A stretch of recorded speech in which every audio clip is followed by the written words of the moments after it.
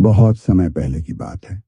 प्राचीन भारत के एक छोटे से गांव में एक साधारण महिला रहती थी, जिसका नाम किस्सा गौतमी था। वह एक सामान्य परिवार से थी और उसका जीवन कठिनाइयों से भरा था। जब वह बड़ी हुई तो उसका विवाह एक संपन्न परिवार में हुआ। शादी के बाद उसे एक पुत्र की प्राप्ति हुई।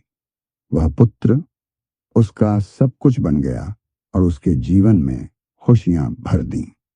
किस्सा गौतमी अपने पुत्र के साथ अत्यधिक जुड़ी हुई थी, लेकिन जैसा कि जीवन में अक्सर होता है, उसकी खुशियां लंबे समय तक टिक नहीं पाईं।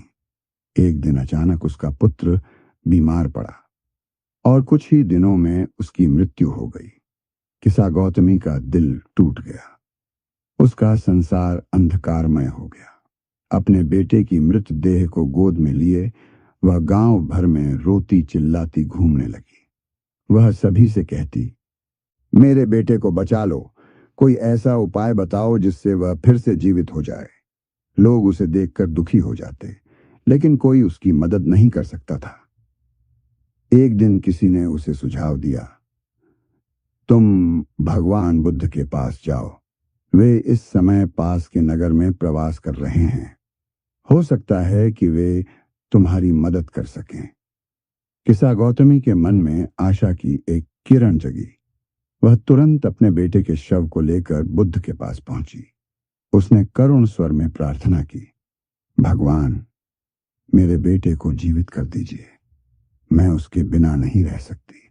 आप महान हैं, कृपया मेरी मदद करें। बुद्ध ने शांत स्वर में उत्तर दिया, ठीक है, मैं तुम्हारे बेटे को जीवित कर दूंगा, लेकिन पहले तुम्हें एक कार्य करना होगा। तुम्हें उस घर से सरसों के दाने लाने होंगे जहां कभी किसी की मृत्यु न हुई हो। किस्सा गौतमी के चेहरे पर आशा की चमक लौट आई।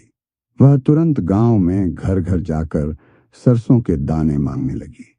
पहले ही घर में जब उसने सरसों के दाने मांगे तो घर वालों ने सहर्ष उसे देने की पेशकश की। लेकिन जब उसने पूछा, क्या इस घर में कभी किसी की मृत्यु नहीं हुई, तो घर वालों ने उत्तर दिया, यहां तो कई लोग मरे हैं। किस्सा गौतमी निराश होकर अगले घर गई। वहां भी यही उत्तर मिला। वह घर घर गई, लेकिन हर जगह उसे यही सुनने को मिला कि मृत्यु तो जीवन का एक अभिन्न हिस्सा है। कोई ऐसा घर नहीं था जहां किसी की मृत्यु न हुई हो। धीरे धीरे किस्सा गौतमी को सच्चाई समझ में आने लगी। उसे एहसास हुआ कि मृत्यु एक सार्वभौमिक सत्य है। यह हर किसी के जीवन में आता है और इसे कोई नहीं रोक सकता।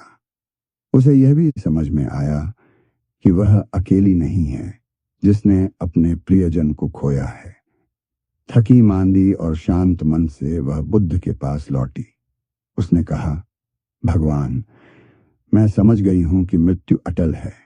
मैंने अपने पुत्र की मृत्यु को स्वीकार कर लिया है।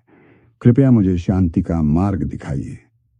बुद्ध ने उसे करुणा भरे शब्दों में समझाया, जीवन और मृत्यु एक ही सिक्के के दो पहलू हैं।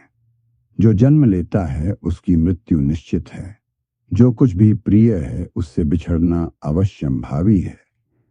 लेकिन सच्ची शांति तब मिलती है जब हम अपने दुख को समझकर उससे मुक्त हो जाते हैं। ध्यान और करुणा का अभ्यास करो, यही मुक्ति का मार्ग है।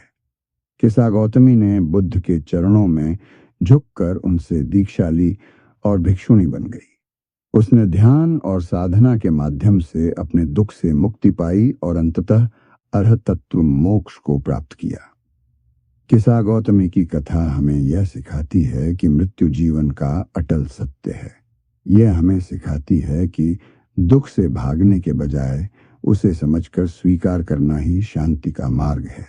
बुद्ध का यह संदेश हमें यह भी बताता है कि सच्ची करुणा और आत्मज्ञान से ही हम अपने जीवन के कष्टों को पार कर सकते हैं।